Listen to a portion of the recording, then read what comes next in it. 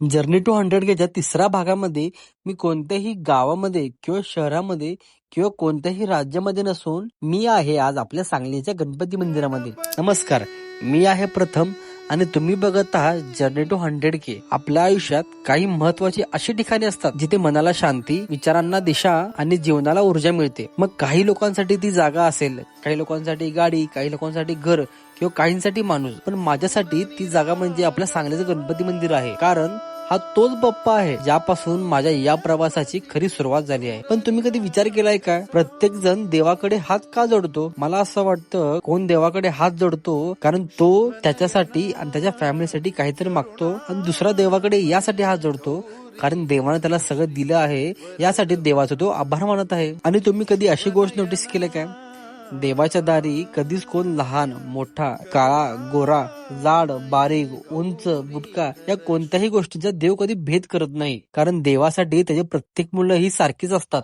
तर चला, गणपती बाप्पा मोरया. भेटूया आपण आता पुढच्या